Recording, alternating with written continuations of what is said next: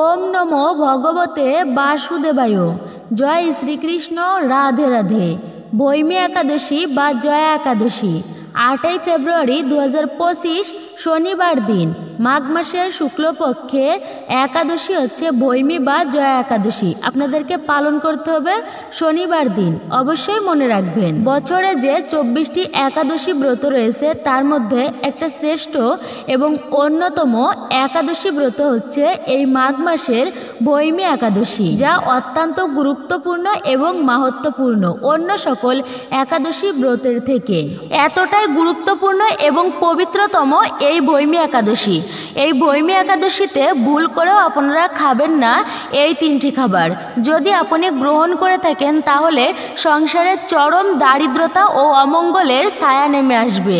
আর যদি আপনি গ্রহণ না করে থাকেন তাহলে সংসারে দারিদ্রতা দূরীভূত হবে, অমঙ্গল দূর হবে, সংসারে আসবে সুখ, শান্তি ও সমৃদ্ধি। ভৈমী একাদশীর উপবাস ব্রত পালন করলে সকল পাপ বিনষ্ট হয় এবং অগ্নিষ্টম যজ্ঞের ফল প্রাপ্তি হয়। খুবই গুরুত্বপূর্ণ হতে চলেছে আমাদের আজকের এই ভিডিওটি, যা প্রত্যেকের জানা অতি দরকারি। নমস্কার, আমি দীপা। দেশ ও দেশের বাইরে থেকে যে সকল দর্শকেরা এই মুহূর্তে ভিডিওটি অন করেছেন তাদের প্রত্যেককে স্বাগত জানাই আমাদের চ্যানেলে রায়কিশোরী দীপা, অর্থাৎ সনাতন ধর্মীয় তথ্যমূলক চ্যানেলে।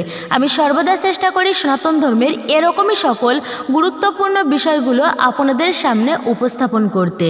আসুন সকলে কিছুক্ষণ সময় ধৈর্য ধরে আজকের মতো এই পূর্ণ পবিত্র ভৈমী একাদশীর দিনে অবশ্যই আমরা ভৈমী একাদশীর প্রসঙ্গে বিস্তারিত জেনে নেব। ভিডিওটি যদি ভালো লেগে থাকে তাহলে একটি লাইক করবেন, কমেন্টে ভক্তি, ভালোবাসা ও শ্রদ্ধার সহিত জয় শ্রীকৃষ্ণের জয়, জয় শ্রী বিষ্ণুর জয় অথবা আপনার গুরুদেবের নামটি একটি বারের জন্য হলেও লিখে জানাবার জন্য অনুরোধ রইল। আর যদি আপনি চ্যানেলে নতুন হয়ে থাকেন তো অবশ্যই অনুরোধ করছি চ্যানেলটি সাবস্ক্রাইব করবেন, পাশে থাকার নোটিফিকেশন বেল বাটনটি অল করে দিবেন। তাহলে আসুন শুরু করা যাক মূল প্রসঙ্গ। এই ভৈমী বা জয়া একাদশী অত্যন্ত মাহাত্ম্যপূর্ণ, তো সকলেই অবশ্যই একাদশী ব্রত পালন করবেন। তো অনেকেই আছেন যারা যেতে পারেননি মহাকুম্ভ স্থানে প্রয়াগরাজে। তো এই একাদশীর যে মাহাত্ম্য ভবিষ্যত্তর পুরাণে উল্লেখ রয়েছে। আমরা এখানে দেখতে পাই যে এই একাদশী ব্রত যদি কেউ সঠিকভাবে পালন করে ভগবানের সেবা, পূজা, অর্চনাদি করেন তাহলে তিনি সমস্ত তীর্থের ফল পেতে পারেন। সমস্ত তীর্থ ভ্রমণ করলে যে সমস্ত পবিত্র নদীতে স্নান করে যে ফল আপনি পাবেন, সকল প্রকার যজ্ঞ, বেদে যত প্রকার যজ্ঞের কথা উল্লেখ রয়েছে সকল প্রকার যজ্ঞের ফল আপনি প্রাপ্ত হবেন। সমস্ত প্রকার দানের ফল আপনি অনায়াসে প্রাপ্ত করতে পারবেন যদি কেউ এই ভৈমী একাদশী বা জয়া একাদশী সঠিকভাবে নিষ্ঠা সহকারে যদি কেউ পালন করে থাকেন, ভগবানের সেবা পূজাদি করেন। বিশেষ অনুরোধ, অবশ্যই আপনারা এই ভৈমী একাদশী বা জয়া একাদশী পালন করবেন। এই মাঘ মাসের শুক্লপক্ষের একাদশীকে ভবিষ্যত্তর পুরাণে বলা হয়েছে জয়া একাদশী ব্রত এবং গরুড় পুরাণে এই ব্রতের নাম হয়েছে ভৈমী একাদশী। মাঘ মাসের শুক্লপক্ষের একাদশী সকলকে পালন করতে হবে 8ই ফেব্রুয়ারি শনিবার দিন, অর্থাৎ আজকের দিনে। আবার অনেকেই মনে করে থাকেন যে ভৈমী একাদশী মানে হচ্ছে ভীমসেন যে একাদশী ব্রত পালন করেছিলেন। তো পঞ্চপাণ্ডবের মধ্যে অন্যতম একজন হচ্ছে সেই ভীম। যে একাদশী করেছিলেন সেটা হচ্ছে জ্যৈষ্ঠ মাসের শুক্লপক্ষের একাদশী। এই একাদশী করেছিলেন ভীমসেন, যাকে পাণ্ডবা নির্জলা একাদশী বা ভীমসেনী একাদশী বলা হয়েছে বা ভৈমী একাদশীও বলা হয়। এটা পদ্মপুরাণে উল্লেখ আছে। আর মাঘ মাসের শুক্লপক্ষের একাদশীকে ভৈমী বা জয়া একাদশী বলা হয়েছে ভবিষ্যত্তর এবং গরুড় পুরাণে। এছাড়া বিভিন্ন শাস্ত্র গ্রন্থে এই একাদশীর বিভিন্ন নামও রয়েছে। শনিবার যেমন হচ্ছে শনি দেবতার দিন, বৃহস্পতিবার মা লক্ষ্মীর দিন, সোমবার হচ্ছে মহাদেবের দিন, ঠিক তেমনই যে দিনেই একাদশী ব্রত পড়ুক না কেন সেই দিনটি হচ্ছে শ্রীবিষ্ণুর বিশেষ একটি দিন। যাদের জন্মছকে বা জন্মকুণ্ডলিতে বা জীবনীতে শনিদেবের দশা চলে তারা ভক্তি ভরে শনিবার শনিদেবের পূজাদি দিলে তার থেকে মুক্তি মেলে। যারা এই হরিবাসর অর্থাৎ একাদশীর দিনে উপবাস করে ভগবান শ্রীহরি শ্রী বিষ্ণুর পুজো করতে পারে তাদের জীবনে অপার সুখ শান্তি সমৃদ্ধি সকল কিছুই প্রাপ্তি হয়ে থাকে। তাই একাদশীর দিনটি এতটাই গুরুত্বপূর্ণ বলা হয়েছে। জগতে তো অনেক রকমের ব্রতই আছে, যেমন শিবব্রত, কালীব্রত, দুর্গাব্রত, গণেশ চতুর্থী ব্রত, মহালক্ষ্মীর ব্রত, বৃহস্পতিবার দিন হনুমানজির ব্রত, এই সমস্ত যত প্রকার ব্রত রয়েছে জগতে, তার মধ্যে সবথেকে একটা শ্রেষ্ঠ ব্রত হচ্ছে একাদশী ব্রত। এর উপরে আর কোনো ব্রত নেই। তাই একাদশী ব্রত পালন করা আমাদের প্রত্যেকেরই অত্যন্ত গুরুত্বপূর্ণ।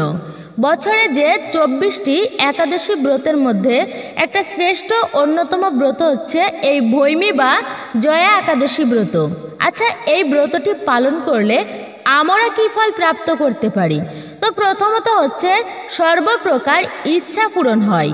অনেকের বিভিন্ন ধরনের মনস্কামনা মনোবাসনা আছে তাদের মনের ভেতরে, তার জন্য অনেকেই কালী পূজা করে থাকেন, শিব পূজা করেন, বিষ্ণুর পূজা করেন, মা লক্ষ্মীর পূজা করেন, শ্রীকৃষ্ণের পূজা অর্চনা আরাধনা করেন, গোপাল পূজা করেন, বিভিন্ন ধরনের পূজা অর্চনা করে থাকেন যেন আমার এই মনোবাসনাটি পূরণ হয়। হে ভগবান, আমরা অনেকেই মানসিক করি, হে ভগবান যদি আমার একটা ভালো চাকুরি হয়, যদি আমার সন্তান একটা ভালো বাড়ি করে, হে গোবিন্দ যদি আমার একটা পুত্র সন্তান হয়, তবে আমি কালী পুজো দেব, শিব পুজো দেব, শ্রী বিষ্ণুর পুজো দেব, শ্রী হরির পুজো দেব, হরিবাসর দেব, বৈষ্ণব সেবা দেব।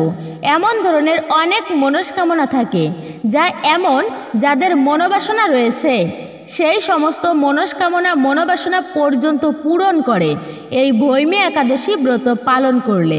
যার যেমন মনোবাসনা কামনা বাসনা তা প্রাপ্ত হবে ভগবানের কৃপায় এই ব্রত সঠিকভাবে পালন করতে পারলে। এর পরবর্তী হচ্ছে সমস্ত তীর্থ ভ্রমণ করলে, যা আমি একটু আগেই বলেছি যে পুণ্যফল লাভ করা যায়, সেই সমান পুণ্যফল প্রাপ্ত হয় শুধুমাত্র যে সকল ব্যক্তিরা এই জয়া বা ভৈমী একাদশী ব্রতটি পালন করবে নিষ্ঠা ভক্তির সহিত।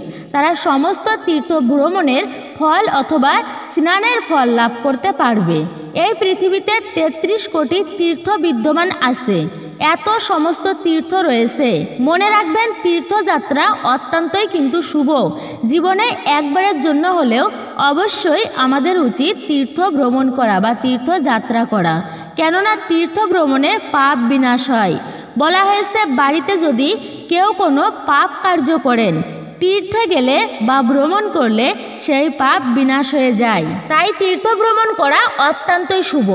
আবার পবিত্রতম দিনে গঙ্গা স্নান করলেও পাপ বিনষ্ট হয়ে যায়। কিন্তু যারা ভগবানের প্রিয় দিন এই একাদশীর দিন এই ভৈমী বা জয়া একাদশী পালন করবে, তারা সেই সমস্ত তীর্থ ভ্রমণ করলে যে পুণ্যফল প্রাপ্ত করা যেত সেই সমান পুণ্যফল তারা লাভ করতে পারে।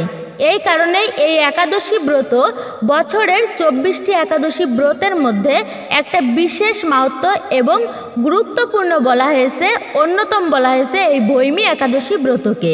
তো অন্যরা যে সকল ব্রত করুক আর না করুক, কিন্তু সকলেই এই ভৈমী একাদশী ব্রতটি অবশ্যই ভক্তি শ্রদ্ধার সহিত পালন করে থাকেন। এর পরবর্তী হচ্ছে যে সমস্ত ব্যক্তিরা এই ভৈমী বা জয়া একাদশী ব্রত পালন করবেন নিষ্ঠা ভক্তির সহিত, তারা প্রেতত্ব প্রাপ্তি হবে না। মনে রাখবেন, যে সমস্ত ব্যক্তিরা অপমৃত্যুতে দেহত্যাগ করে, যেমন গলে রশি দেওয়া, বিষ খেয়ে আত্মহত্যা করে অথবা দুর্ঘটনায় দেহত্যাগ করে, এটাকে বলে অপমৃত্যু। অকালে যারা এমনভাবে দেহত্যাগ করে, ইচ্ছাকৃতভাবে দেহত্যাগ করলে এটাকে শাস্ত্রে শুভ বলা হয়নি। স্বাভাবিক দেহত্যাগ করা একটা সম্পূর্ণই কিন্তু আলাদা বিষয়। কিন্তু ইচ্ছাকৃতভাবে যদি কেউ মারা যায়, তার সহজে কিন্তু দেহপ্রাপ্ত হয় না, জন্ম নিতে পারে না। সে সূক্ষ্ম দেহে অবস্থান করে, তাকে দেহ দেওয়া হয় না। সে সেভাবেই কিন্তু খুবই কষ্ট পায়, প্রেত হয়ে থাকতে হয় তাকে। তার নামে অনেক সময় আমরা গয়াধামে পিণ্ডদান দিলেও সহজে কিন্তু সে উদ্ধার প্রাপ্ত হতে পারে না। তো এই সমস্ত ব্যক্তিরা যারা এই একাদশী ব্রত পালন করবে, অর্থাৎ ভৈমী একাদশী ব্রত, তাদের জন্য বলা হয়েছে তারা কখনোই প্রেত যোনি প্রাপ্ত হবে না। অনেক পাপের ফলে অনেকে আবার ব্রহ্মদত্ত হয়। ভয়ানক হচ্ছে একটা পাপ, সেই পাপের ফলে অনেকে ব্রহ্মদত্ত হয়। তবে তার জন্য যতই আপনি পিণ্ডদান করুন না কেন, অর্থাৎ যতই পিণ্ডদান করা হোক না কেন, যতই যজ্ঞ করা হোক না কেন, সহজে সেই ব্যক্তি উদ্ধার হয় না। এই সমস্ত করা উচিত নয়, এতে ভগবান অত্যন্তই রুষ্ট হয়ে থাকেন। কেননা আমাদেরকে এই দেহটা দিয়েছেন, আর যদি আমি ইচ্ছাকৃত তা নষ্ট করি, এটাকে সবচেয়ে বড় পাপের বলা হয়েছে, এটা মহা অপরাধের। একাদশী ব্রতের আগের দিনে অর্থাৎ দশমীর দিনে নিরামিষ খাবার গ্রহণ করতে হয় সবাইকেই, যাকে বলা হয় সংযম পালন করা। নিরামিষ খাবার শুদ্ধভাবে গ্রহণ করতে হয়। দশমীর দিনে আমিষ খাওয়া একদমই উচিত নয়। শুধু তাই নয়, কখনো মিথ্যা কথা বলা উচিত নয়। একাদশীর আগের দিনে শুধু একাদশী নয়, কখনোই মিথ্যা বলা উচিত নয়। অপসঙ্গ বা কুসঙ্গ করা উচিত নয়। আজে বাজে ভাষা প্রয়োগ করা উচিত নয়। পরনিন্দা করা উচিত নয়। এইভাবে সংযম পালন করতে হয় দশমীর দিনে। সারাটা দিন অতিবাহিত করার পর রাত্রিবেলা 12টার আগে খাবার খেয়ে দাঁত ব্রাশ করে নিতে হয়, কেননা অনেকের দাঁতের ফাঁকে খাবার আটকে থাকে। আর সেই খাবার যদি একাদশীর দিনে আপনাদের উদরে যায় অর্থাৎ পেটে যায়, এতে কিন্তু ব্রত নষ্ট হয়। তাই একাদশীর আগের দিনে দন্ত ধাবন করে নিতে হয়, দাঁত ব্রাশ করে নিতে হয়। অনেকের আছে কি, দাঁত ব্রাশ করতে গেলে রক্তক্ষরণ হয় শরীর থেকে। মনে রাখবেন, উপবাস করে যদি শরীর থেকে রক্তক্ষরণ হয়, এতে কিন্তু সেই ব্রতে দোষ লাগে। এতে করে সেই ব্রত সম্পূর্ণ ফল প্রাপ্ত করা যায় না, যদি ব্রত করে শরীর থেকে রক্ত বের হয়। এই জন্য একাদশী ব্রত থেকে অনেকেই ফল কাটেন। ফল কাটতে গিয়ে, দাঁত ব্রাশ করতে গিয়ে, একাদশীতে সবজি কাটতে গিয়ে বিভিন্ন কারণে শরীর থেকে রক্তক্ষরণ হয় কেটে গিয়ে। এই বিষয়ে একটু সতর্ক থাকবেন যেন রক্তক্ষরণ না হয়। ব্রতের ক্ষেত্রে একাদশীর দিন হচ্ছে মুখ্য বিষয়, প্রধান বিষয়। এই দিনটি কিন্তু প্রধান, অত্যন্ত শুভ দিন। অন্যান্য দিনে ধর্মকাজ করলে যে পুণ্যফল প্রাপ্ত করা যায়, একাদশীর দিনে ধর্ম করলে তার থেকে সহস্র গুণ বেশি পুণ্য লাভ করা যায় জীবনে। তাই একাদশীর দিনে প্রত্যেকের খুব সকাল সকাল ঘুম থেকে ওঠা উচিত, শয্যা ত্যাগ করা উচিত, ব্রহ্ম মুহূর্তে বা খুবই প্রাতকালে, সূর্যদেব ওঠার আগে। তারপর স্নান করে শুদ্ধ বস্ত্র পরিধান করে প্রত্যেকে এই কাজটি করবেন। আর সেই কাজটি হচ্ছে ঠাকুরের ধ্যান, ঠাকুরের মঙ্গল আরতি, অর্থাৎ ঠাকুরের পুজো দিতে হয়। গুরুদেবের পুজো, ভগবানের পুজো, আরাধ্য দেবতার পুজো, এটি জীবনের চরম সৌভাগ্যের বিষয়।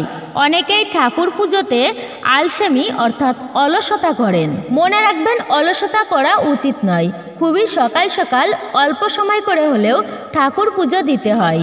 আপনি কিছুক্ষণ সময়ের জন্য হলেও আপনি ঠাকুরের পুজোতে সময়টা কাজে লাগান। আপনি খুবই ব্যস্ত মানুষ, বিদ্যালয়ে যেতে হবে, অফিসে যেতে হবে বা কোনো কাজে যেতে হবে, তাদের ক্ষেত্রে বলি, আপনারা কিছু পুষ্প বা ফুল, কয়েকটি তুলসী পত্র, চন্দন মিশ্রিত করে ভক্তির সহিত ভগবানের চরণে নিবেদন করে, একটা প্রদীপ প্রজ্বলিত করে, ভক্তিপূর্ণ প্রণাম করে তারপরে আপনি আপনার কাজে বের হবেন। এতেই তো আপনার ব্রত করা হবে। এটাই হচ্ছে প্রকৃত বিধান। উপবাস কি? উপবাস মানে কি শুধু না খেয়ে থাকা? তেমনটা কিন্তু একদমই নয়। তাহলে তো কত মানুষ না খেয়ে থাকে। তবে হ্যাঁ, উপবাসের দিনে না খেয়ে থাকলে কিছুটা মঙ্গল হয়। তবে এই দিনে উপবাস থাকার প্রকৃত অর্থ হচ্ছে উপ মানে উপরে বা নিকটে, আর বাস মানে হচ্ছে বাস করা।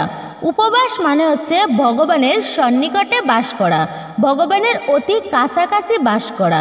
আচ্ছা ধরুন আমি এখন ব্রত রাখছি, আমার সময় আছে, তারপরেও আজে বাজে সঙ্গে লিপ্ত আছি, গল্প হাসি ঠাট্টায় মত্ত আছি, কোনো কাজও করি না, ভগবানের সেবা পূজা অর্চনাও করি না, এটাকে কিন্তু ভালো বলা হয়নি শাস্ত্রে। এটা কখনোই মঙ্গলজনক নয়, এটা অশুভ। একাদশী ব্রতের দিনটি অবহেলায় কাটানো উচিত নয়। তাই এই দিনে সকালবেলা পুজো দেওয়া উচিত। যদি তা না হয় তবে সন্ধ্যাকালে বাড়িতে এসে ভক্ত সঙ্গে কাটানো উচিত, বা ঠাকুর ঘরে বসে আপনি হরিনাম করতে পারেন। যখনই যেদিনেই যে একাদশী ব্রতই আসুক না কেন, তো প্রত্যেকের উচিত সেই দিনের একাদশী ব্রত কথা, ব্রত মাহাত্ম্য ভক্তি শ্রদ্ধার সহিত পাঠ করা বা শ্রবণ করা উচিত। এতে যদি আপনি ব্রত নাও করতে পারেন, তবে এই ব্রতের ফল অনেকাংশে লাভ করা যায়। ধরুন আপনি বৈমী একাদশী ব্রতটি পালন করেছেন, কিন্তু জানেনই না কেন ব্রত পালন করা উচিত বা কী ফল এর। তবে যদি পরিবারের প্রত্যেক সদস্য মিলে অন্তত সন্ধ্যার সময় হলেও একসাথে বসে এই ব্রত কথা পাঠ বা শ্রবণ করেন, তাতেও অনেক বেশি পুণ্য লাভ করা হয়। অবশ্যই এই পুণ্য পবিত্র দিনে আপনারা একটি বারের জন্য হলেও বৈমী একাদশী ব্রত কথা ব্রত মাহাত্ম্যটি শ্রবণ করবেন। এটা অনেক মঙ্গলময় বলা হয়েছে। একাদশী ব্রতের দিনে কি কি খাবার আমাদের খাওয়া উচিত? মনে রাখবেন, সর্বোত্তম হচ্ছে নির্জলা ব্রত পালন করা। যদি কেউ নির্জলা ব্রত পালন করতে পারেন, তো বলা হয়েছে সেটা অত্যন্তই ভালো, তার সমস্ত ব্রতের ফল লাভ হয়ে থাকে।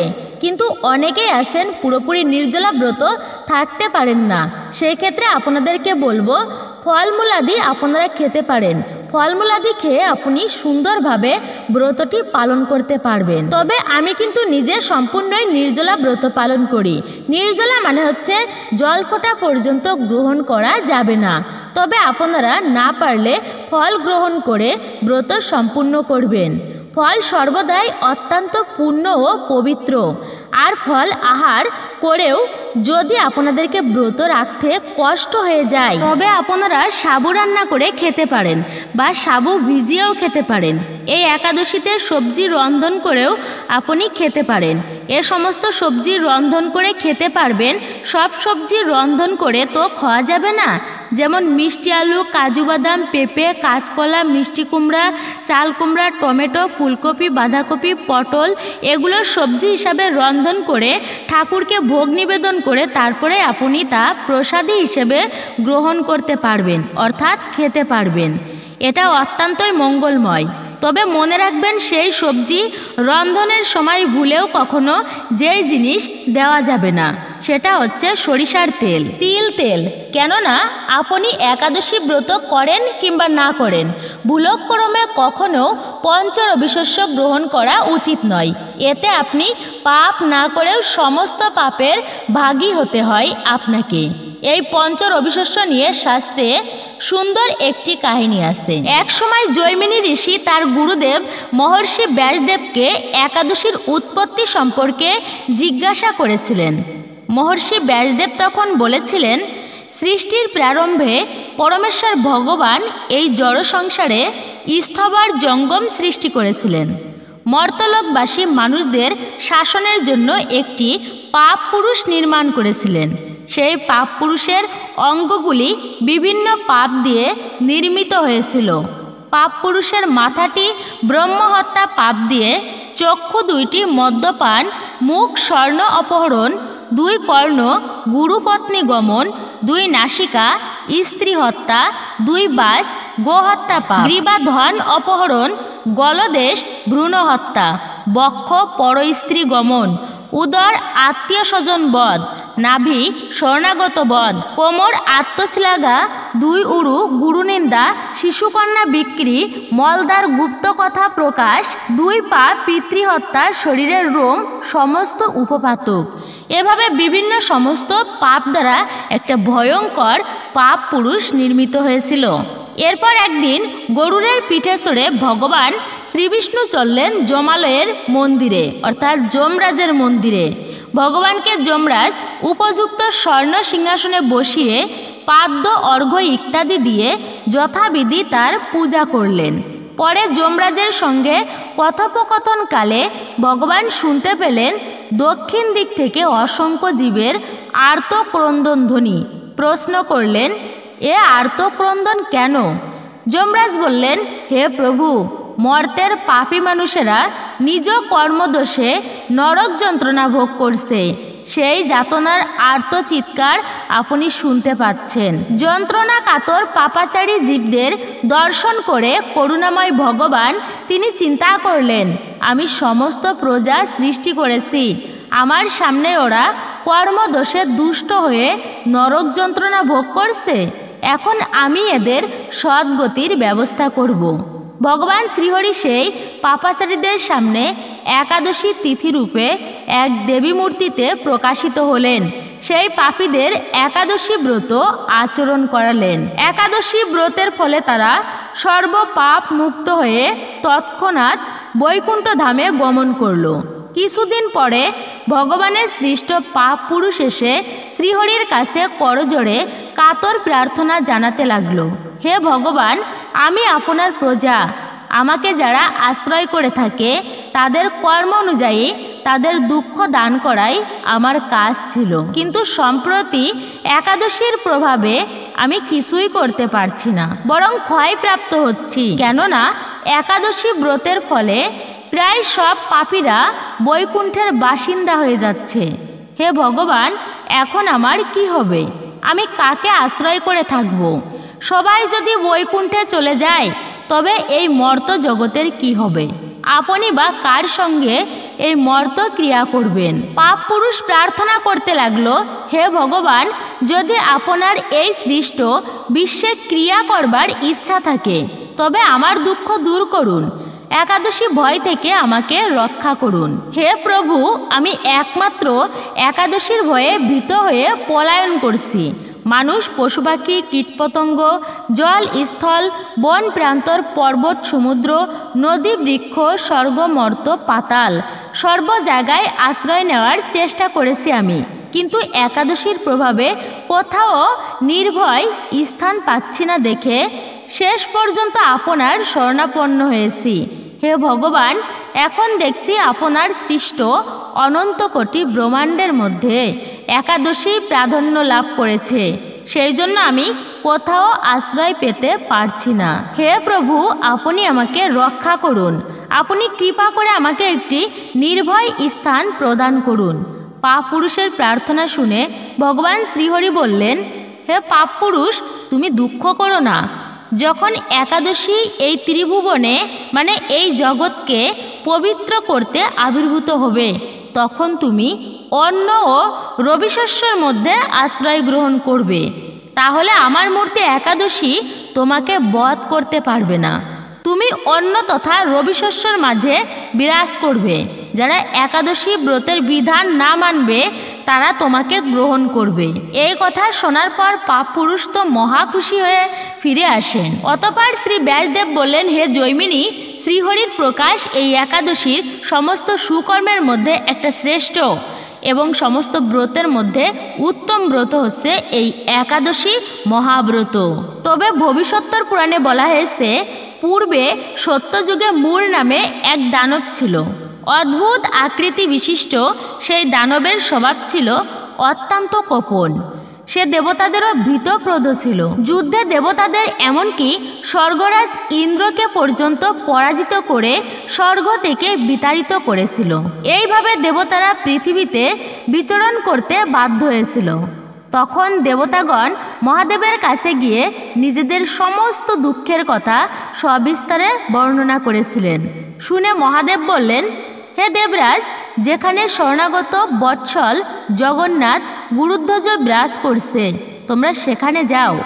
তিনি আশ্রিতদের পরিত্রাণকারী, তিনি নিশ্চয় তোমাদের রক্ষা করবেন, তিনি নিশ্চয় তোমাদের মঙ্গল বিধান করবেন। দেবাদিদেব মহাদেবের কথা মতো দেবরাজ ইন্দ্র সমস্ত দেবতাদের নিয়ে ক্ষীরসাগরের তীরে গমন করলেন।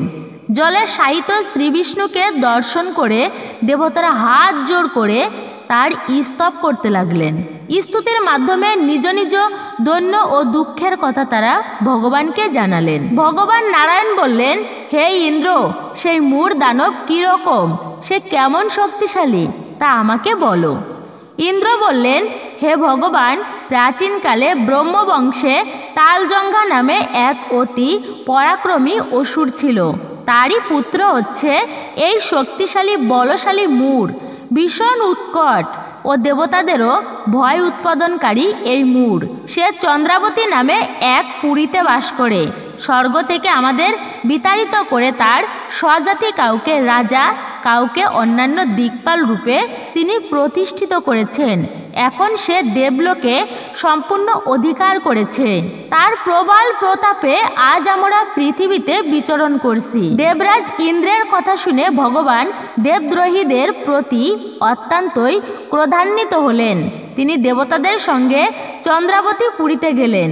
সেই দৈত্যরাজ শ্রী নারায়ণকে দর্শন করে পুনঃ পুনঃ গর্জন করতে লাগলো। দেবতা ও অসুরের মধ্যে এক তুমুল যুদ্ধ হয়ে গেল। যুদ্ধে দেবতারা পরাজিত হয়ে এদিক ওদিক পালিয়ে গেল। তখন যুদ্ধক্ষেত্রে শ্রী নারায়ণকে একা দেখে সেই দানব তাকে দাঁড়াও দাঁড়াও বলতে লাগলো। শ্রী ভগবানও ক্রোধে গর্জন করতে করতে বললেন, হে দুরাচার দানব, আমার বাহুবল দেখ। এই বলে অসুর পক্ষীয় সমস্ত যোদ্ধাদের দিব্য বাণের আঘাতে নিহত করতে লাগলেন। তখন তারা প্রাণ ভয়ে নানা দিকে পালাতে লাগলো। সেই সময় নারায়ণ দৈত্য সেনাদের মধ্যে সুদর্শন চক্র নিক্ষেপ করলেন। ফলে সমস্ত সেনা ধ্বংসপ্রাপ্ত হল। একমাত্র মূঢ় দানবই জীবিত ছিল। সে অস্ত্রযুদ্ধে নারায়ণকে পরাজিত করল। তখন নারায়ণ দৈত্যের সাথে বাহুযুদ্ধে লিপ্ত হলেন। এভাবে দেবতাদের হিসাবে 1000 বছর যুদ্ধ করেও ভগবান তাকে পরাজিত করতে পারলেন না। তখন শ্রীহরি বিশেষ চিন্তান্বিত হয়ে বদ্রিকা আশ্রমে গমন করলেন। সেখানে সিংহাবতী নামে এক গুহা আছে। ওই গুহাটি একদ্বার বিশিষ্ট, অর্থাৎ একটি মাত্র দরজা ছিল এবং 12 যোজন অর্থাৎ 86 মাইল বিস্তৃত। ভগবান বিষ্ণু সেই গুহার মধ্যে শয়ন করলেন। সেই দৈত্য তার পিছন পিছন ধাবিত হয়ে গুহার মধ্যে প্রবেশ করল। সে বিষ্ণুকে নিদ্রিত বুঝতে পারল। অত্যন্ত আনন্দিত হয়ে ভাবতে লাগলো, আমার সাথে যুদ্ধে পরাজিত হয়ে বিষ্ণু এখানে গোপনে শুয়ে আছে, আমি তাকে অবশ্যই বধ করব। দানবের এরকম চিন্তার সঙ্গে সঙ্গে শ্রীহরি বিষ্ণুর শরীর থেকে একটি কন্যা উৎপন্ন হলো। এই কন্যাই হচ্ছে উৎপন্না একাদশী। তিনি রূপবতী, সৌভাগ্যশালিনী, দিব্য অস্ত্র শস্ত্রধারিণী ও বিষ্ণু তেজম্ভূতা বলে মহাপরাক্রমশালী ছিলেন। দৈত্যরাজ সেই স্ত্রী রূপিণী দেবীর সঙ্গে তুমুল যুদ্ধ শুরু করল। কিছুকাল যুদ্ধের পর দেবীর দিব্য তেজে অসুর ভস্মীভূত হয়ে গেল। তারপর বিষ্ণু জেগে উঠে সেই ভস্মীভূত দানবকে দেখে বিস্মিত হলেন। এক দিব্য কন্যাকে তার পাশে হাত জোর করে দাঁড়িয়ে থাকতে দেখলেন। শ্রীবিষ্ণু বললেন, হে পরাক্রান্ত উগ্রমূর্তি, এই মূঢ় দানবকে কে বধ করলো? যিনি একে হত্যা করেছেন তিনি নিশ্চয়ই অতি প্রশংসনীয় কর্মই করেছেন। সেই কন্যা বললেন, হে প্রভু, আমি আপনার শরীর থেকে উৎপন্ন হয়েছি। আপনি যখন ঘুমিয়েছিলেন তখন এই দানব আপনাকে বধ করতে চেয়েছিল। তা দেখে আমি তাকে বধ করেছি। আপনার কৃপাতেই আমি তাকে বধ করেছি।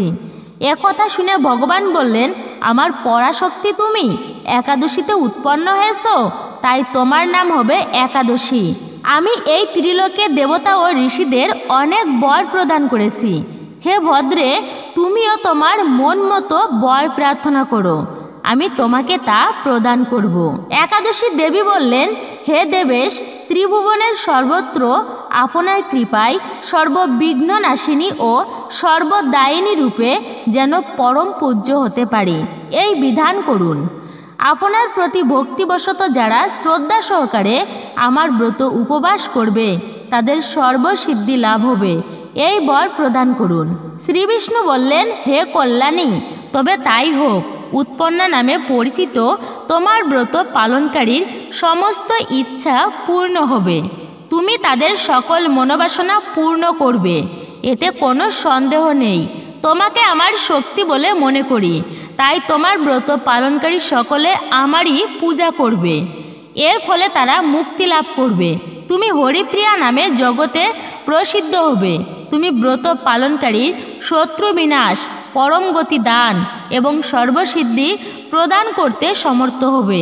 ভগবান বিষ্ণু এইভাবে উৎপন্না একাদশীকে বর প্রদান করে অন্তর্হিত হলেন। এইভাবে একাদশী দেবীর আবির্ভাব হয়েছিল এবং তিনি পরবর্তীতে পাপ পুরুষের দৌরাত্ম্য থেকে শ্রীবিষ্ণুর পূর্ব প্রতিশ্রুতি অনুসারে জনসমাজকে রক্ষার জন্য ব্রতরূপে তিনি আবির্ভূত হয়েছিলেন। একাদশী হলো একটি চান্দ্র তিথি, চাঁদের শুক্ল ও কৃষ্ণপক্ষের একাদশী তিথি হিন্দু ধর্ম মত অনুসারে পুণ্যতিথি হিসাবে বিবেচিত। হিন্দু ধর্ম মতে এই দিন বিধবাদের, বিশেষত উচ্চবর্ণীয় বিধবাদের নিরুম্ব উপবাস বিহিত। অবশ্যই বর্ণ ও লিঙ্গ নির্বিশেষে যে কেউ একাদশী ব্রত পালন করতে পারেন। একাদশীর মূল কাজ হলো নিরন্তর ভগবানকে স্মরণ করা। তাই আপনারা যে নিয়মেই যে সময়েই পালন করুন না কেন, ভগবানকে ভক্তি ভরে স্মরণ করাই যেন আপনার মূল কাজ হয়। কেউ যদি একাদশীর দিনে পঞ্চ রবিশস্য গ্রহণ করে, সে যদি ভগবানের অতি নিকটে মানে পার্শ্বদ হয়ে থাকে, তাহলে ভগবানের পাশ ছেড়ে পতিত হতে হবে মর্তে। খুবই পাপময়ভাবে জীবনযাপন করতে হবে, অতি কষ্টময়ভাবে জীবন অতিবাহিত করতে হবে সেই ব্যক্তিকে। ব্রহ্মহত্যার পাপ, পিতৃমাতৃ হত্যার পাপ, গুরু হত্যার পাপ, এমন এমন ভয়ঙ্কর সকল পাপের ভাগী হতে হবে যে ব্যক্তি একাদশীর দিনে অন্ন গ্রহণ করবে, যে সকল একাদশীর দিনে পঞ্চরবিশস্য গ্রহণ করবে। তাই ব্রত না করলেও কখনো পঞ্চরবিশস্য গ্রহণ করা উচিত নয়। সরিষার তেল এই পঞ্চরবিশস্যের মধ্যেই কিন্তু একটা। এই দিনে যেমন সরিষার তেল খাওয়া উচিত নয়, তেমনি গায়েও মাখা উচিত নয়। মনে রাখবেন, যা খাওয়া যায় না সেটি শরীরে মাখাও উচিত নয়, কেননা আমাদের সূক্ষ্ম লোমকূপের ভিতর দিয়ে তা আমাদের শরীরে প্রবেশ করে, এটি ক্ষতি করে দেহের জন্য। তাই অন্তত পক্ষে একাদশীর দিনে সরিষার তেল খাওয়া উচিত নয় এবং শরীরে ব্যবহার করাও অনুচিত বলা হয়েছে। শুধু তাই নয়, ধান থেকে যত প্রকার খাবার হয়, খিচুড়ি, পায়েস, চালের পিঠা, মুড়ি, চিরা, খই, এগুলো কখনোই খাওয়া উচিত নয়। গম থেকে যত প্রকার খাবার তৈরি হয়, গমও পঞ্চ রবিশস্যের মধ্যেই কিন্তু একটা। গমের আটা রুটি, পরোটা, বিস্কুট, কেক, পাউরুটি, এই সমস্ত খাদ্য ভুলেও আমাদের খাওয়া উচিত নয়। একাদশীর মতো দিনে, এমন পবিত্রতম দিনে অনেকেই এখনও ব্রত করে আটা রুটি খেয়ে থাকে। মনে রাখবেন, আটা রুটিও একাদশী ব্রত করে খাওয়া যাবে না, কেননা এটিও পঞ্চরবিশস্যের মধ্যেই পড়ে। তাই একাদশীতে আটা রুটি খেলে এতে ব্রতে দোষ লাগে, সেই ব্রত ভঙ্গ হয়ে যায়, এরই সঙ্গে পাপের ভাগীও হতে হয় আপনাকে। তাই এই বিষয়ে অবশ্যই সতর্ক থাকবেন। তাই ভুলক্রমেও কেউ একাদশী ব্রতের দিনে উপবাস করে কখনো আটা রুটি এই সমস্ত খাবার গ্রহণ করবেন না। ভুট্টা বা জব থেকে যত প্রকার খাদ্য তৈরি হয় তা গ্রহণ করা অনুচিত। ডাল জাতীয় সকল প্রকার খাবার বর্জনীয়। মুসুর ডাল, মাসকলাই, ছোলা, অড়হর, ফেলন ইত্যাদি এগুলো সম্পূর্ণরূপে পরিত্যাগ করতে হবে। তবে আপনি দুগ্ধ পান করতে পারবেন, তবে সেই দুগ্ধের সাথে হরলিক্স, চা বা কফি খাওয়া যাবে না। সবজি রন্ধনের সময় পাঁচফোড়ন এগুলো ব্যবহার করা যাবে না। এরই পাশাপাশি কোনো প্রকার শাক খাওয়া যাবে না। এই ভৈমী একাদশী ব্রত পালন করে বা যে কোনো একাদশী ব্রতের দিনে, একাদশী ব্রত পালন করে অনেকেই সবজি রন্ধন করতে গেলে শাকের ব্যবহার করে থাকে, কিন্তু একদমই ভুলক্রমেও শাক ব্যবহার করবেন না। একাদশীতে পুঁই শাক, ঢেঁড়স, বরবটি, সিম, বেগুন, অবশ্যই মনে রাখবেন এই সমস্ত অতিরিক্ত আঁশ বা বিষ বা আঠিযুক্ত খাবার, যে কোনো প্রকার শাক, এগুলি কিন্তু একাদশীতে খাওয়া একদমই উচিত নয়। এতেও ব্রতে দোষ লাগে, অমঙ্গল হয়, মঙ্গল সাধিত হয় না। অবশ্যই মনে রাখবেন, যে কোনো প্রকার শাক আপনি গ্রহণ করবেন না একাদশীর দিনে।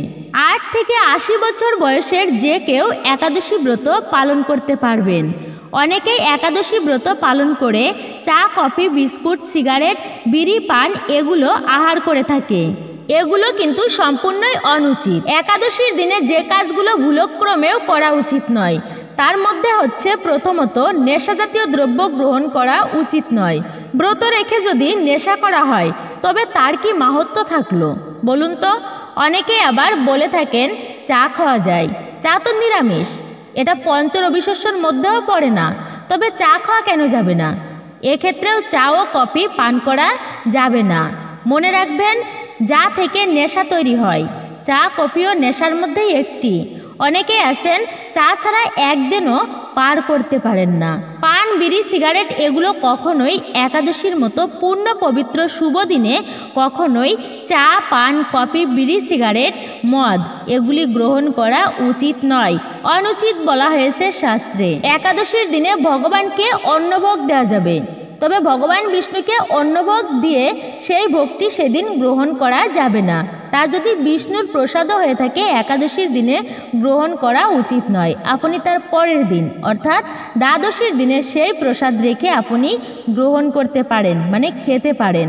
মনে রাখবেন, একাদশীতে অন্ন গ্রহণ করা মহাপাপের এবং অন্যজনকে খেতে দিলেও সেটিও কিন্তু মহাপাপের হয়।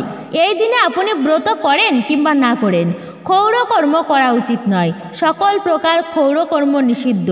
ক্ষৌরকর্ম করলে এর ফলে কিন্তু গ্রহদোষ লাগে। একাদশী, দ্বাদশী, পূর্ণিমা, অমাবস্যা এই সমস্ত দিনে ভুল ক্রমেও ক্ষৌরকর্ম করা উচিত নয়। শাস্ত্রে বলা হয়েছে শরীরের নদীর অংশ হচ্ছে চুল, দাড়ি, নখ, তাই এইগুলো শুভতম দিনে কখনোই কাটা উচিত নয়। এতে অশুভ গ্রহের প্রভাব পড়ে জীবনে। অশুভ গ্রহের কুদৃষ্টি যদি থাকে তবে কিন্তু সহজেই জীবনে ভালো কিছু হয় না। ভালো কিছু করতে গেলেও অশুভ দৃষ্টি পিছু লেগেই থাকে। পিছনের টান পিছু দিকে নিয়েই আসে, তো সামনে এগোতে দিবে না। তাই কখনো একাদশীর দিনে ক্ষৌরকর্ম করা উচিত নয়। চুল, দাড়ি, নখ কাটবেন না একাদশীর দিনে। এই দিনে গাছপালাকেও আঘাত করা উচিত নয়। গাছপালা, বৃক্ষ আদি কাটা উচিত নয় একাদশীর মতো পূর্ণ পবিত্রতম দিনে। একাদশীর দিনে মনে রাখবেন, তুলসী পত্র চয়ন করা উচিত নয়। যে সমস্ত দিনে তুলসী পত্র ভুলেও চয়ন করতে নেই। পূর্ণিমা, অমাবস্যা, একাদশী, দ্বাদশী দুপুরবেলা সন্ধ্যাকালের পরে, সূর্যাস্তের পরে তেল মেখে স্নান না করে অপবিত্র অবস্থায় এই সমস্ত সময়ে যে ব্যক্তি তুলসী পত্র চয়ন করে তার এতটাই পাপ হয়, শ্রীহরির মস্তক ছেদন করলে যে পাপ হয় সেই পাপের ভাগী হতে হয় তাকে। তাই এই পাপকে সাধারণ কোনো পাপ বলা হয়নি শাস্ত্রে। এই সমস্ত দিনে তুলসী পত্র চয়ন করা অনুচিত বলা হয়েছে। আগের দিনে তুলসী পত্র চয়ন করে রাখতে পারেন। মনে রাখবেন, বেলপত্র, তুলসী পত্র কখনো বাসি হয় না, তাই আগের দিনে জোগাড় করে রেখে দিতে পারেন। একাদশীর দিনে ব্রত রেখে বা যে কোনো শুভতম দিনে কখনো ব্রহ্ম ক্ষয় করা উচিত নয়। এটি অবশ্যই কিন্তু মনে রাখবেন, কোনো শুভতম দিনে ব্রহ্ম ক্ষয় করা উচিত নয়। এই সমস্ত দিনে স্বামী বা স্ত্রীর সঙ্গ করাকে একেবারেই অনুচিত বলা হয়েছে। তাই ব্রহ্মচর্য ধর্ম পালন করুন। আধ্যাত্মিক স্তরে যারা উন্নতি লাভ করতে চায় তাদের কদাপিও উচিত নয় শুভতম দিনে শারীরিক সঙ্গ করা। ব্রত করে যারা ব্রহ্ম ব্যয় করে, মানে ক্ষয় করে, তারা ব্রতের ফল প্রাপ্তি করতে পারবে না। অবশ্যই কিন্তু মনে রাখবেন। তাই একাদশীর দিনে এই কার্যকে শুভ ও মঙ্গলময় বলা হয়নি। ব্রত মানেই হচ্ছে সমস্ত কিছু থেকে নিজেকে নিবৃত রেখে তারপরে ঠাকুর পুজোর সঙ্গে যুক্ত হবে। এটিই হচ্ছে ব্রতের মূল উদ্দেশ্য। নিরন্তর দৈবিক কাজের মাধ্যমে বা ঈশ্বরের স্মরণে থেকে দিনটি অতিবাহিত করা। এরপর হচ্ছে নিন্দা। তো অনেকে আছেন যে আমি একাদশী ব্রত করেছি, তো আরেকজন তো করেনি, তার নিন্দা করেন। তো তাদেরকে বলছি, আপনারা ভুলক্রমে এই কার্যটি কিন্তু করবেন না। নিন্দার ফলে নিজের জীবনের কখনো মঙ্গল হয় না, বরং অমঙ্গল হয়ে থাকে। তাই যে ব্যক্তি নিন্দা করে জীবনে কখনো সুখ শান্তি আসে না। মনে রাখবেন, যার নিন্দা করবেন তার অশুভ গুণগুলো আপনার মধ্যে প্রবেশ করবে। যে ব্রত করেননি তার নিন্দা করা উচিত নয়। আবার এও আছেন যারা একাদশী ব্রত পালন করে তাদেরও আপনারা নিন্দা করেন। অনেকেই আছেন কিন্তু এমন ব্যক্তি। আবার অনেকেই আছেন গেরুয়া বসন পরে তিলকমালা পরিধান করে রাস্তা দিয়ে যাচ্ছে, তো তাদেরকে আপনারা টিটকারি করছেন যে এই অতি অল্প বয়সেই সাধু হয়েছে। তো কিন্তু এরকম যদি আপনারা করে থাকেন সেটি কিন্তু চরম ভয়ানক অপরাধ। এটি বৈষ্ণবের চরণে অপরাধ হয়। আপনি ব্রত করুন কিংবা না করুন, কখনো কেউ কারোর নিন্দা করা উচিত নয়। এই নিন্দা নিয়ে একটি সুন্দর একটা কাহিনী আছে পদ্মপুরাণে উল্লেখিত। একজন রাজা ছিল, তিনি বৈষ্ণব সেবা দিচ্ছিলেন। তিনি রাজ্যের সমস্ত ব্রাহ্মণদের ভজন করাবেন এমন মন স্থির করেছে। এমন একজন রাঁধুনিকে নিমন্ত্রণ করেছে যার নাম ডাক যশ রয়েছে। সবার জন্য ভোগ রন্ধন করা হচ্ছিল, নিরামিষ দ্রব্য রন্ধন করা হচ্ছিল, কেননা ভগবানকে তো ভোগ দিবেন, তারপরে সবাই সেই প্রসাদ গ্রহণ করবেন। সুন্দর অনুষ্ঠান হচ্ছিল সেখানে, এত ভালো ভালো আয়োজন করা হচ্ছিল সেখানে। সর্বশেষে মিষ্টান্ন মানে পায়েস রান্না করা হচ্ছিল, খেজুরের রসের মিষ্টান্ন প্রস্তুত করা হচ্ছিল। ওই সময়ে একটি ঈগল পাখি সাপকে ধরেছে, বিষধর সাপকে, নিজে আহার করবে বলে। বিষধর সাপের বিষ ঈগলের উপর প্রভাব পড়েনি। ঈগল পাখি সেই সাপকে ধরে সেই উপর দিয়ে উড়ে যাচ্ছিল। যাবার সময়ে সর্প দেখলেন আমার মৃত্যুর সময় তো উপস্থিত, তখন সেই সাপটা প্রাণ বাঁচানোর জন্য ঈগলের পায়ে কামড় দিয়েছে আর তার ভয়ানক বিষ ছেড়ে দিয়েছে। তো সেই উপর থেকে একটুকু বিষ এসে সেই খাবারের মধ্যে পড়েছে। যেখানে তো রন্ধন হচ্ছিল তার উপরে কিছুই দেওয়া ছিল না, সেটা তো আর কেউ খেয়াল করেনি। ওই বিষ মিশে গিয়েছে সমস্ত খাদ্যে। এইভাবে ঈগল তো সেই সর্প নিয়ে গেল উপর দিয়ে, কেউ তা লক্ষ্যও করেনি। সেই খাবার প্রস্তুত করা হলো, সবাই খুবই আনন্দের সঙ্গে ভোজন করলো। অবশেষে পায়েস দেওয়া হলো। যে যে ব্রাহ্মণ পায়েস ভোজন করেছে সেই সমস্ত ব্রাহ্মণ সবাই মারা গিয়েছে। এবার ভেবে দেখুন তো, এত ব্রাহ্মণ হত্যার পাপ কে নিবে বলুন তো? সবাই এই দোষটা কি রাজার ছিল? এখানে রাজাও তো জানতো না, সেও তো ভক্তি নিষ্ঠার সহিত ব্রাহ্মণদের ভোজনের ব্যবস্থা করেছিল। যিনি রন্ধন করেছে তারই বা কি অপরাধ? তারও তো কোনো অপরাধ ছিল না। আচ্ছা, তবে যারা ভোজন করেছে তাদের কি অপরাধ? না, তাদেরও তো কোনো অপরাধ ছিল না। তাহলে এখানে যমদেবতা এই দোষ কাকে দেবে? যমরাজা স্বয়ং বুঝতে পারছেন না এই সমস্ত দোষ কাকে দেবে। এই যে ব্রাহ্মণ হত্যার পাপ কোনো সাধারণ পাপ নয় তো, এটি হচ্ছে মহাপাপ। তো এইভাবেই চলছিল। সবাই জানে ওই গ্রামে এই রাজা খুবই ধার্মিক, তিনি অতিথিদের দান করেন। তো হঠাৎ একদিন ওই গ্রামে দরিদ্র একজন ব্রাহ্মণ অন্য দেশ থেকে ওই রাজার কাছে আসছিলেন যে কিছু দান যদি পাওয়া যেত তাহলে জীবনটা একটু ভালোভাবে পার করা যেত। সেই দরিদ্র ব্রাহ্মণ পথ চিনেন না। এমন সময় রাস্তায় চলতে চলতে একজন বৃদ্ধকে তিনি দেখতে পেলেন। তাকে জিজ্ঞাসা করলো যে ওই অমুক রাজার রাজ্যটা কোথায় গো, কোন দিকে বলতে পারেন? এটা শুনেই সেই বৃদ্ধ ব্যক্তি বলতে লাগলেন, আরে আপনি ওই ব্যক্তির কাছে যাবেন, ওই রাজা যিনি সর্বব্রাহ্মণদের হত্যা করে ফেলেছেন, আপনি তার কাছে যাবেন। রাজা তো মহাপাপিষ্ট, তিনি ব্রাহ্মণদের হত্যা করেছেন। তখন সেই দরিদ্র ব্রাহ্মণ বৃদ্ধ লোকের কাছ থেকে এমন কথা শুনতে পেরে রাজার প্রতি একটা খারাপ মনোভাব পোষণ করে চলে গেলেন সেখান থেকেই। তিনি আর রাজার সাথে দেখা করলেন না। তখনই যমরাজ বলেছে, শোনো চিত্রগুপ্ত, এই ব্যক্তিটাকে ধরে আনতে হবে, কেননা এই ব্যক্তি না জেনে রাজাকে দোষী বলে নিন্দা করেছেন। তাই যে ব্যক্তিকে না জেনে যে ব্যক্তি নিন্দা করে অপরের, এটা সবথেকে চরম অপরাধের। তখন সেই ব্যক্তি সমস্ত ব্রাহ্মণ হত্যার শাস্তি ওই ব্যক্তির উপরে যমদেবতা দিয়েছিল। শুধুমাত্র এমন সাজা শাস্তি পেল একটুকু নিন্দা করার ফলে। তাই এই কারণে কখনো না জেনে কারোর নিন্দা করা উচিত নয়, এটিকে মহাপাপের বলা হয়েছে। বিশেষ করে এই একাদশীর মতো পুণ্যতম শুভতম দিনে এটি অত্যন্তই পাপের, এবং সেই পাপের ফল ভোগ করতে হয়েছিল কিন্তু সেই বৃদ্ধ ব্যক্তিকে।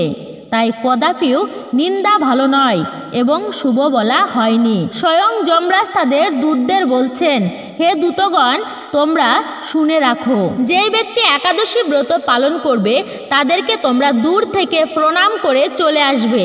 কখনো যমরাজ্যে তাদেরকে আনবে না, কেননা তারা আমাদেরও পূজনীয়।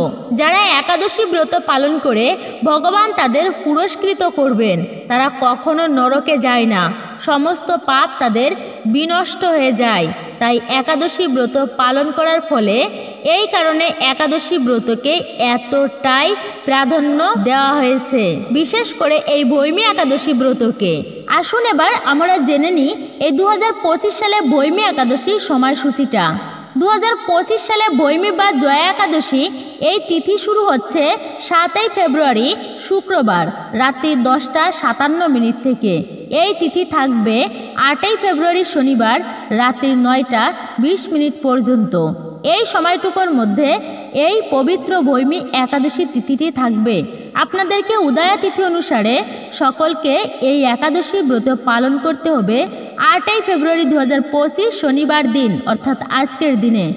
আপনি কঠোরভাবে সুন্দরভাবে নিষ্ঠার সহিত ব্রত পালন করলেন, কিন্তু এই ব্রত পালন করে যদি আপনি সঠিক সময়ের মধ্যে পালন সম্পূর্ণ না করতে পারেন, তবে ব্রতের যে পূর্ণ ফল, সেই পূর্ণ ফল আপনি লাভ করতে পারবেন না। যতই আপনি সুন্দরভাবে ব্রত করুন না কেন, পালনটা সঠিক সময়ে করতে হবে। এই পালনের সময়টা হচ্ছে 9ই ফেব্রুয়ারি 2025 রবিবার দিন সকাল 6:35 থেকে 10:20 মধ্যে আপনাদের সকলকে পালন কার্য সম্পূর্ণ করতে হবে। পঞ্চ রবিশস্যর ভোগ দিয়ে ভগবানকে সেই প্রসাদী গ্রহণ করে তাই আপনাদেরকে পালন করতে হবে, অবশ্যই মনে রাখবেন। তো সকলকে বিশেষভাবে অনুরোধ করব, আর একটু সময় ধৈর্য ধরে সকলে একসঙ্গে এই পূর্ণ পবিত্র দিনে ভৈমী একাদশীর ব্রত কথা, ব্রত মাহাত্ম্যটি শ্রবণ করি। তারপর আমরা জেনে নেব কোন সেই 3টি খাবার যা গ্রহণ করা ভুলেও উচিত নয়। পরিবারে বা সংসারে চরম আকারে দারিদ্রতা আসবে, দুঃখ দুর্দশা পিছু ছাড়বে না, রোগ ভোগ লেগেই থাকবে। বলা হয়েছে শ্রবণেও মঙ্গল সাধিত হয়। তো আপনি যদি ব্রত নাও পালন করে থাকেন, কিন্তু যদি আপনি সেই ব্রতের দিনে ব্রত কথাটি শ্রবণ করে থাকেন, এতেও সেই ব্রতের অনেকাংশে পুণ্যফল আপনি প্রাপ্তি করতে পারবেন। তা অবশ্যই মনোযোগের সহিত একটি বারের জন্য হলেও শ্রবণ করুন। মাঘ মাসের শুক্লপক্ষের একাদশী ভৈমী একাদশী বা জয়া একাদশী নামে পরিচিত। ভৈমী একাদশী ব্রত পালনকারী পরম সৌভাগ্য লাভ করেন। ভবিষ্যত্তর পুরাণে যুধিষ্ঠির শ্রীকৃষ্ণ সংবাদ রূপে ভৈমী একাদশীর মাহাত্ম্য বর্ণিত আছে। গরুড় পুরাণে মাঘ মাসের শুক্লপক্ষের একাদশী তিথিকে ভৈমী একাদশী নামে অভিহিত করা হয়েছে। আবার পদ্মপুরাণ অনুসারে জ্যৈষ্ঠ মাসের শুক্লপক্ষে একাদশী তিথিকে ভীমসেনী বা ভৈমী একাদশী নামে অভিহিত করা হয়েছে। যুধিষ্ঠির বললেন, হে কৃষ্ণ, আপনি কৃপা করে মাঘ মাসের শুক্লপক্ষের একাদশীর সবিশেষ বর্ণনা করুন। শ্রীকৃষ্ণ বললেন, হে মহারাজ, মাঘ মাসের শুক্লপক্ষের একাদশী জয়া নামে প্রসিদ্ধ।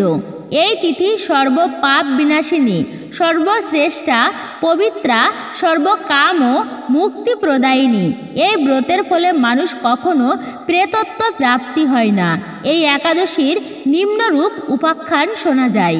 স্বর্গলোকে এক সময় রাজত্ব করছিলেন ইন্দ্র। অন্যান্য দেবতারাও বেশ সুখেই দিনযাপন করছিল সেখানে। পারিজাত পুষ্প শোভিত নন্দকাননে তারা অপ্সরাদের সাথে বিহার করতেন। একদিন 50 কোটি অপ্সরারা নায়ক দেবরাজ ইন্দ্র স্বেচ্ছায় আনন্দ ভরে তাদের নৃত্য করতে বললেন। অপ্সরাদের নৃত্যের সাথে গন্ধর্ব গান গাইতে লাগলেন। চিত্রসেন, পুষ্পদত্ত প্রভৃতি প্রধান গন্ধর্বেরাও ওই স্থানে উপস্থিত ছিলেন। চিত্রসেনের স্ত্রীর নাম মালিনী। পুষ্পবন্তী নামে তাদের এক কন্যা ছিল। গন্ধর্ব পুষ্পদত্তের পুত্রের নাম ছিল মাল্যবান। পুষ্পবন্তীর রূপে মাল্যবান অত্যন্ত মুগ্ধ হয়েছিল। বারবার কটাক্ষ দ্বারা পুষ্পবতী মাল্যবানকে বশীভূত করেছিল।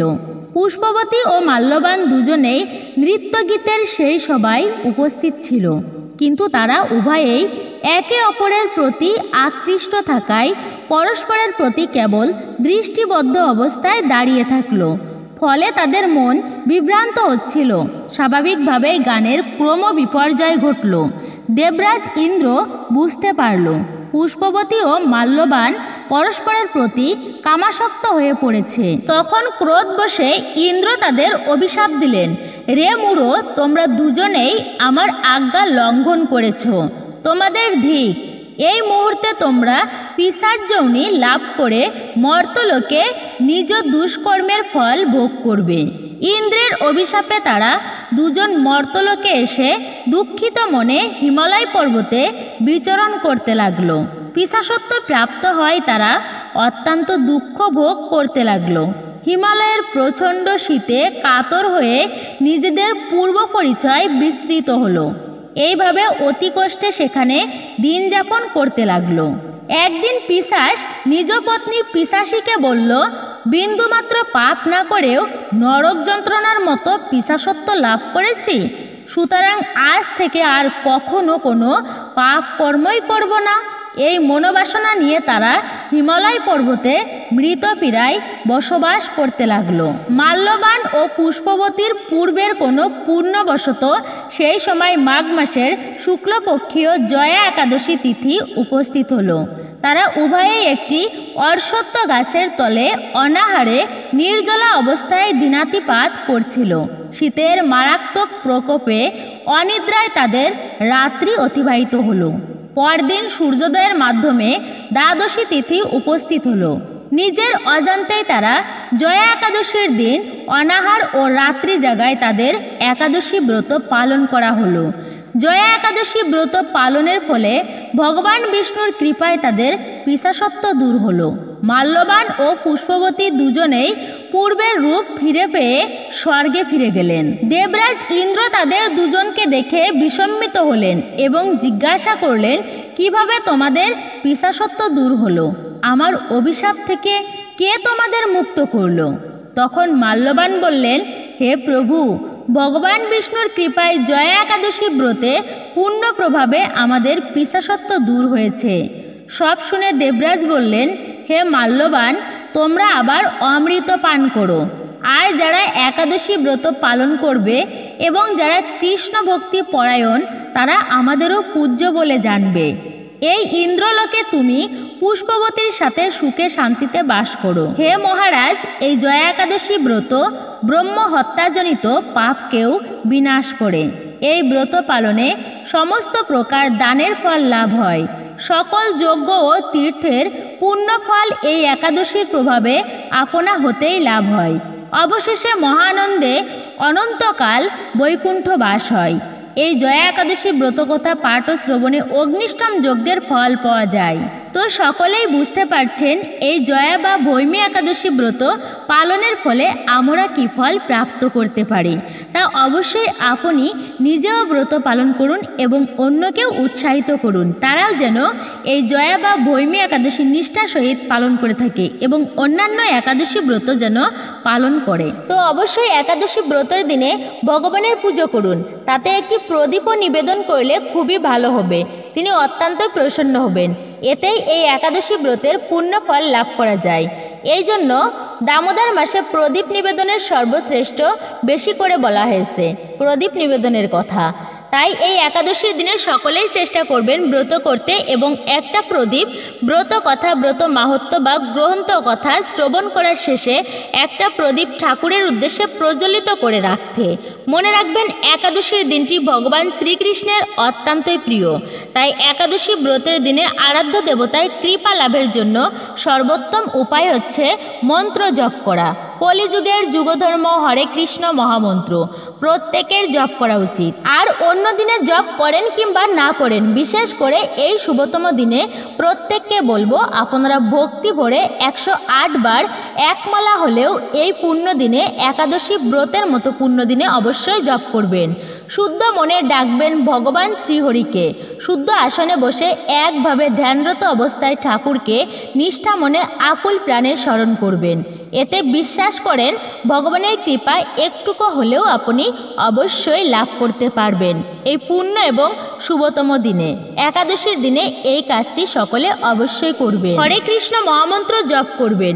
এতে বিশেষ করে এই ব্রতের ফল তো লাভ হবেই, ব্রত করার ফলে এবং ঠাকুর মন্ত্র জপের ফলে তার বিশেষ কৃপা লাভ হয়ে থাকে।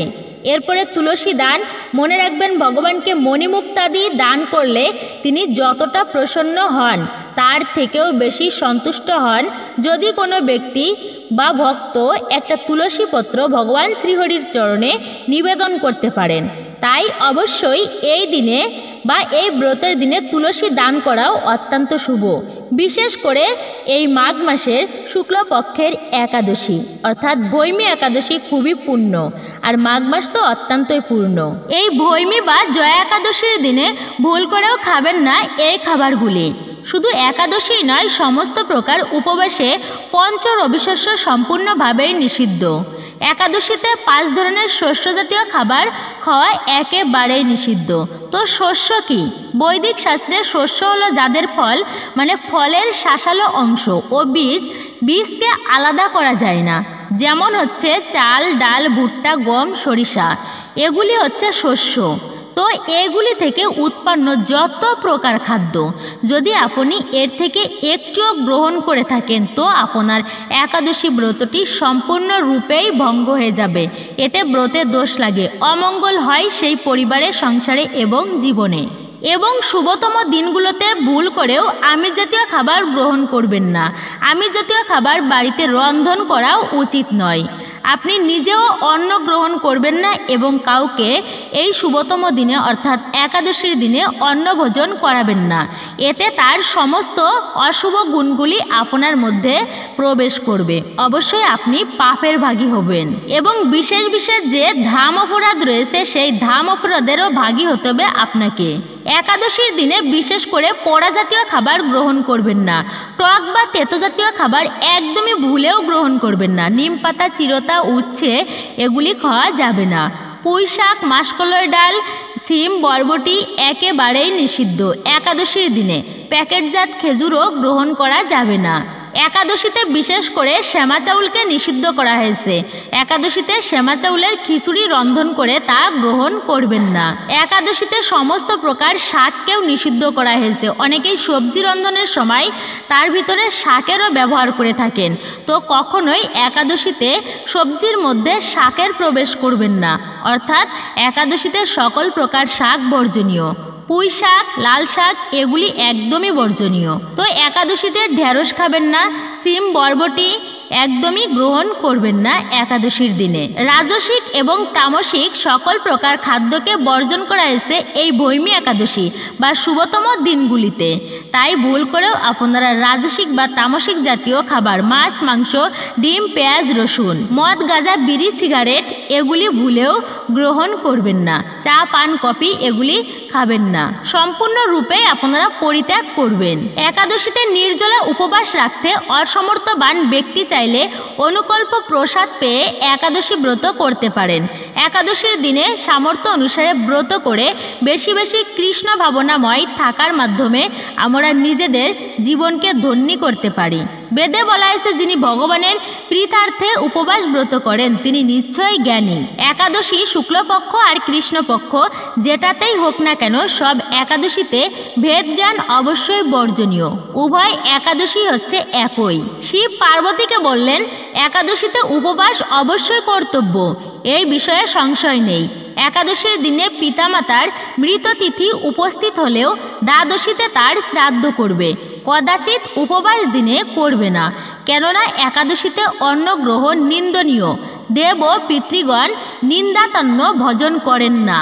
কোনো দুর্ভাগা স্ত্রী যদি একাদশী ব্রত আচরণ করেন তিনি সৌভাগ্য লাভ করেন। এই একাদশী ব্রত সর্বলোকের ভক্তি মুক্তি প্রদায়িনী, সর্বপাপ হারিণী ও গর্ভবাস নিবারিণী।